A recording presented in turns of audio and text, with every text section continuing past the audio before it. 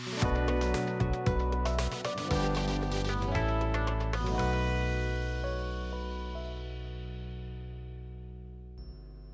would like to begin by thanking the Life Skills Collaborative LSC, particularly Anindya Gupta of the Children's Investment Fund Foundation and Arjun Bahadur, who leads the LSC, for inviting me to deliver the keynote address at this first India Life Skills Summit, Collaborative Action for Life Skills.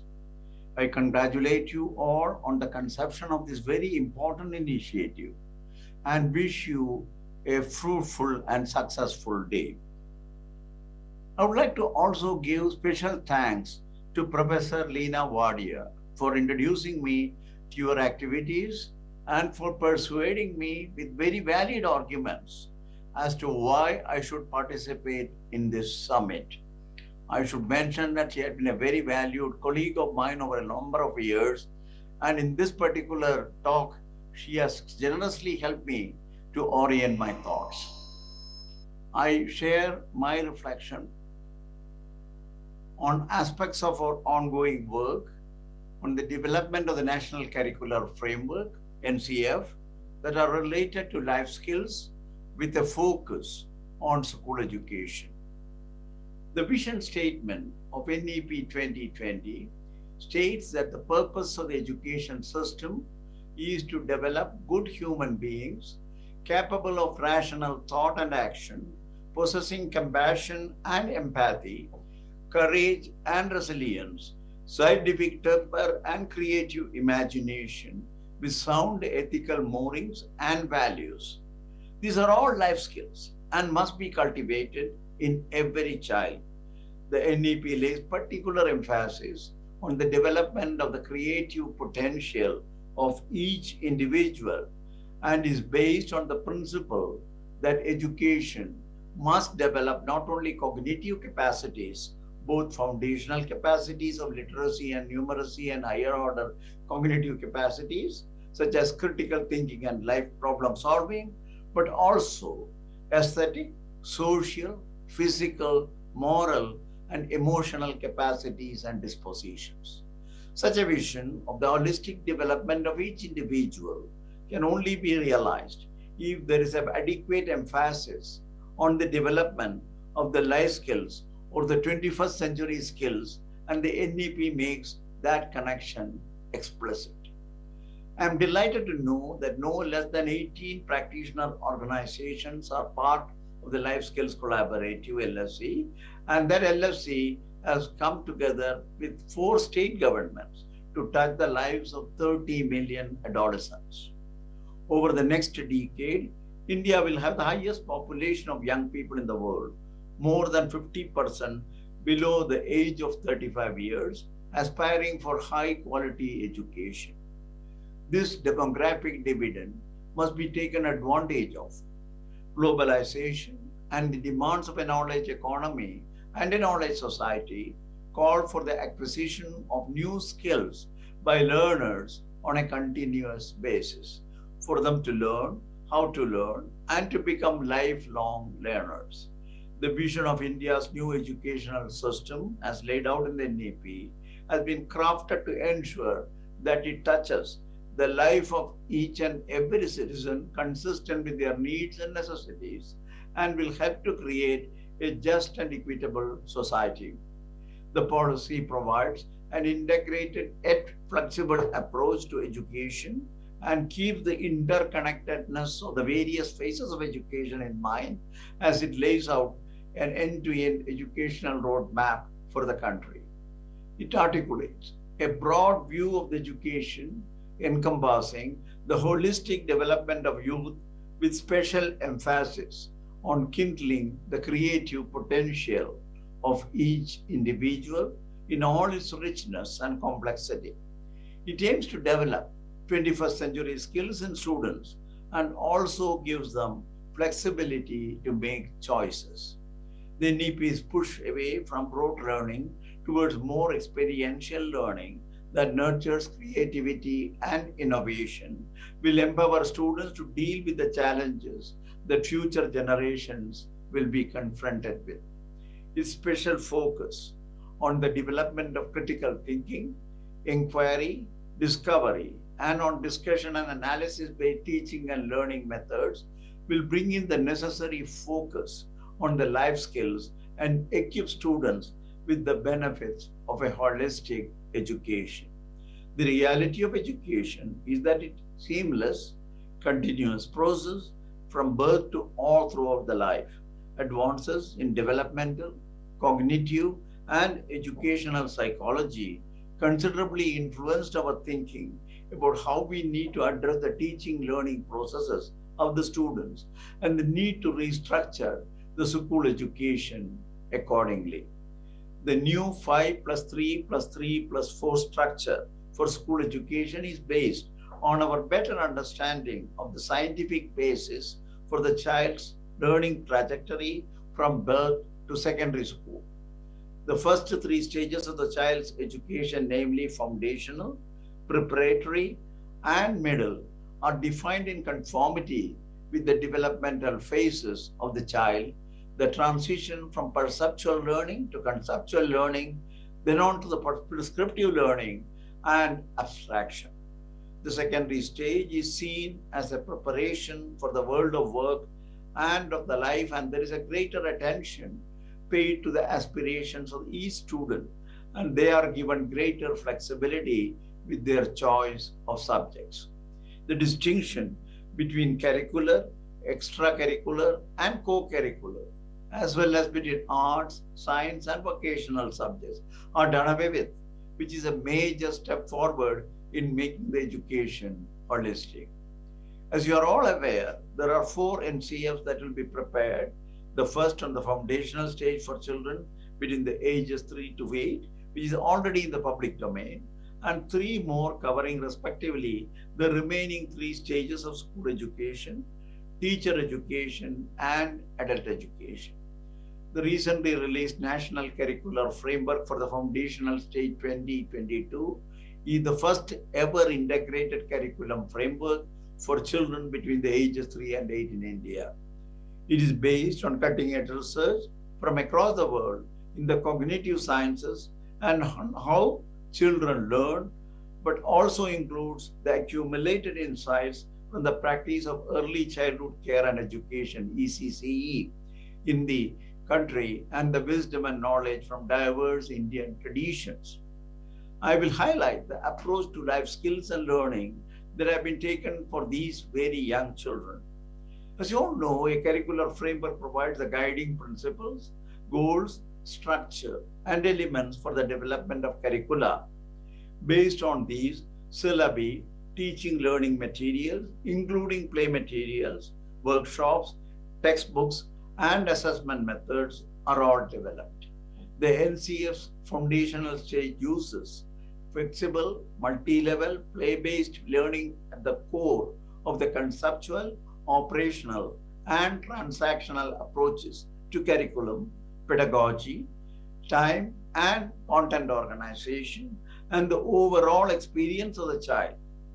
Given that it is the teacher that is at the heart of the practice of education, the NCF foundational stage has also been designed with the teacher as the primary focus. The learning standards for the foundational stage are derived from the aims of education envisaged in the National Education Policy as a set of circular curricular goals that translate into competencies and learning outcomes. 13 curricular goals have been specified in 5 different domains of development of the child, which are 1, the physical, 2, the socio-emotional and ethical, 3rd, the cognitive, 4, the language and literacy, and 5, the aesthetic and cultural development. Each of these curricular goals have been connected to appropriate competencies and learning outcomes.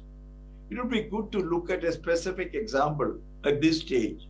For instance, one curricular goal associated with socio-emotional and ethical development is the children to develop emotional intelligence, that is the ability to understand and manage their own emotions and respond positively to social norms.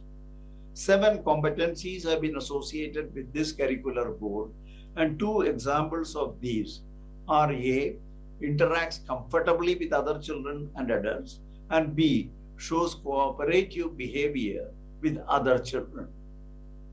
The first competency, interacts comfortably with other children and adults, is tied to several learning outcomes ranging progressively from the child interacting comfortably with familiar adults to the child being comfortable in a classroom without parents or familiar adults to the child enjoying being in the company of peers to having a circle of friends at school and helping adults and other children when needed.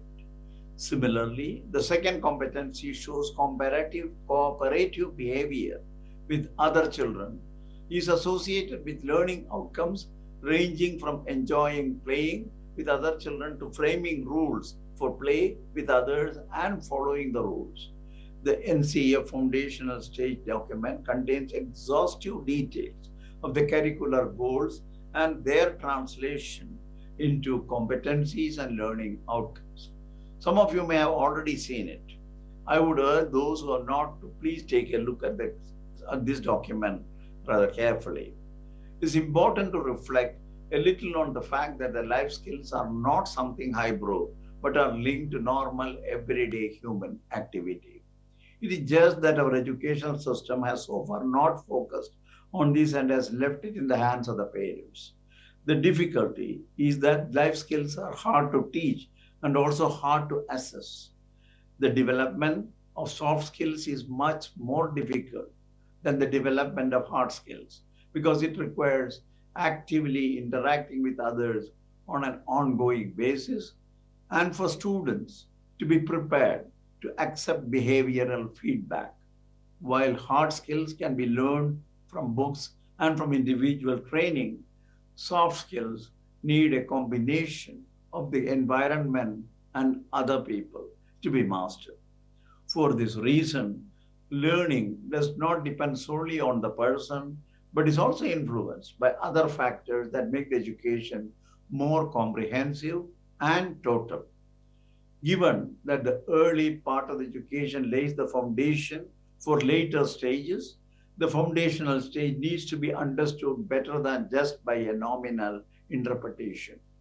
Critical life skills such as empathy and compassion, self-awareness, and regulation of one's own emotions can be built up and nurtured at this stage in school during the first 5 years beginning at age 3. The foundational stage is the base on which students build the edifice of their lifelong acquisition of knowledge and skills during the different phases of their life. They will continue to enhance the fundamental capabilities picked up at the foundational stage through the later stages of school.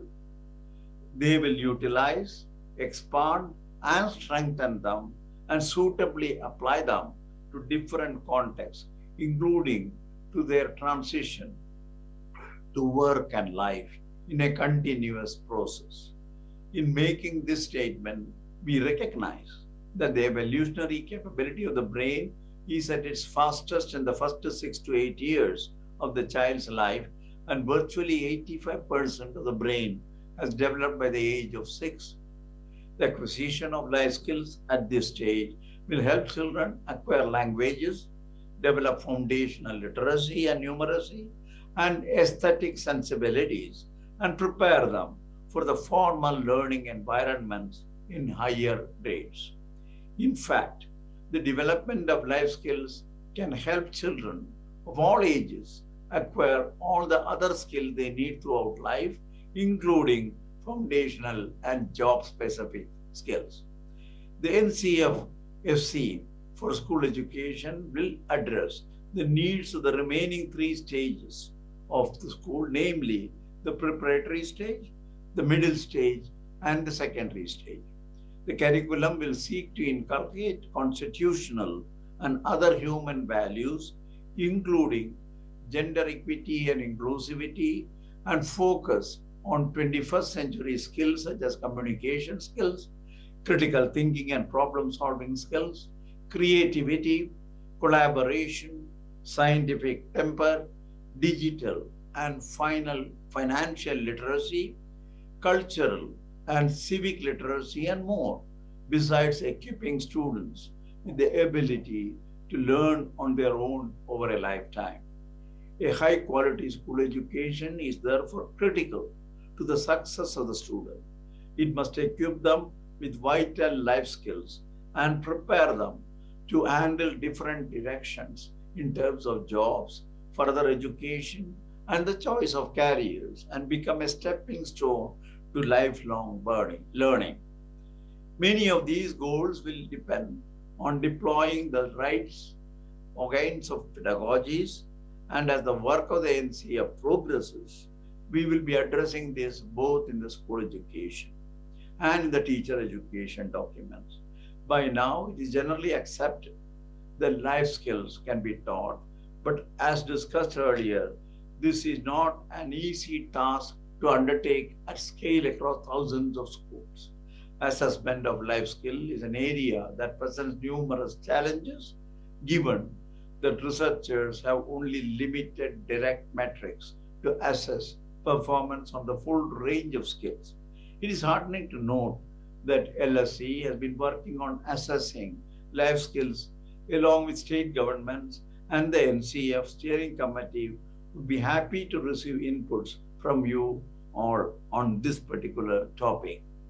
Coming now to higher education, the two important policy shifts envisaged in the undergraduate level are the emphasis on multidisciplinarity and a holistic approach to education, and the introduction of a 4-year liberal undergraduate program.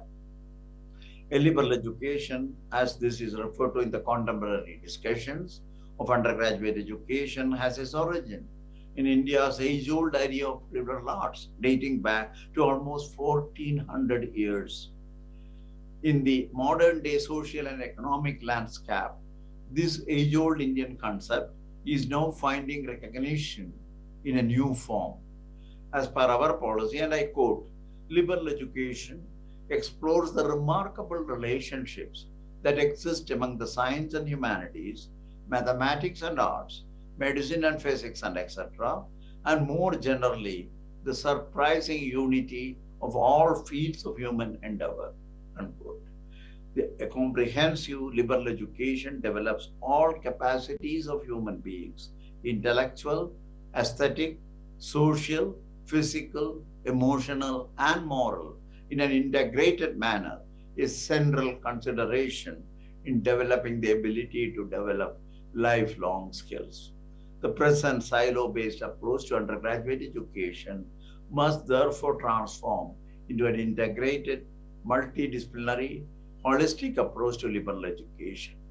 I hope that with the implementation of these recommendations in higher education having begun, we can move quickly towards an integrated, multidisciplinary education, which also has more emphasis on the attainment of life skills. As remarked by the journalist Farid Zakaria, and I should mention this, the purpose of a liberal education is not simply to prepare for one's first job, but also for one's second job, third job, and beyond. With the coming forth of industrial revolution and the rapidly changing employment landscape, a liberal arts education is more important and useful for one's employment than ever before. NEP's goals are aligned with those of influential reports such as that of the International Commission on Education for the 21st Century, chaired by Jacques Delors, titled Learning, the Treasure Within, submitted to UNESCO in 1996. There is a report that I read through with great pleasure multiple times during our work on the draft NEP 2019. The NEP agrees with its premises, which I have also summarized in my introduction to the DNEP 2019 document. The report argues that the education throughout life is based on 4 pillars. 1, learning to know, acquiring a body of knowledge and learning how to learn so as to benefit from the opportunities of education provides throughout the life. 2. Learning to do, acquiring not only an occupational skill, but also the competence to deal with many situations at the workplace and to be able to work with teams and a package of skill that enables one to deal with various challenges of working life. 3. Learning to live together, developing an understanding of other people, of diversity, and an appreciation of our interdependence in a spirit of respect for the values of pluralism, mutual understanding, and peace. And 4, learning to be developing one's personality and being able to act with autonomy, judgment, and personal responsibility while ensuring that education does not disregard any aspect of the potential of a human being: memory, reasoning, aesthetic sense, physical capabilities, and communication skills. The success and effectiveness of higher education beyond the undergraduate level will be influenced by the skill that one has acquired through the school education and the undergraduate stage. So, in a sense, the success of a human being is the success of our efforts in these. As you are all aware, life skills are also referred to by several other names within the country and around the world. And there are several ways of thinking about these skills and grouping them.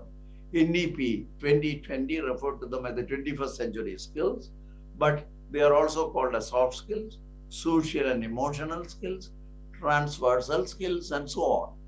There's a need for us to collectively adopt a standardized nomenclature for this country, particularly for our educational endeavors.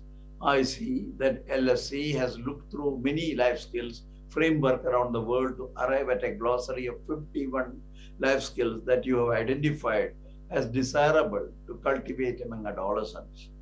Perhaps 51 is too large a number to standardize and make use among millions of teachers and many more millions of students. Besides parents and other functionaries, but as mentioned in your annual report, these can be categorized into 4 groups for personal well-being, employability, thinking skills, and citizenship skills, very much like the 4 pillars of the Delos report. Your careful and detailed work delineating these life skills will remain relevant and valuable as inputs to the steering committee to the process of preparing the national curricular framework for school education and the teacher education. One of the existing frameworks for the life skill that had contributed from NCERT, the Ambedkar University, Central Institute of Education, Tata Trust, and a host of other institutions, is comprehensive life skills framework for India brought out by UNICEF, which is also focused on adolescents.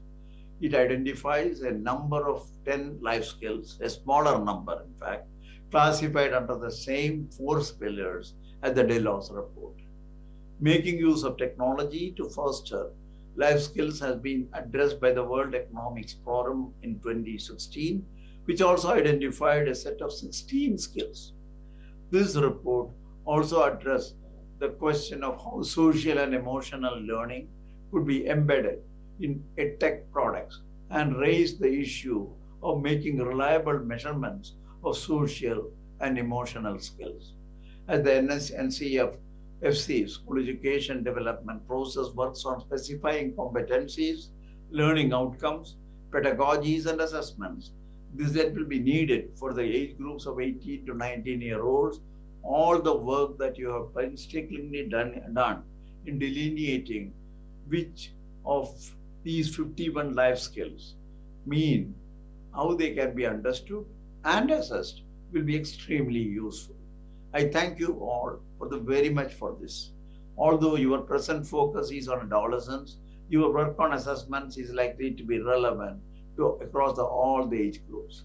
I'm aware that several members of the LS Collaborative have interacted with us in the past and have also given us inputs both during the preparation of the draft National Education Policy 2019 and more recently to the FCRTs during their preparatory work on the National Curricular Framework. Thank you all again for your deep engagement with quality education and the wonderful work that you are all doing separately and together. Thank you very much.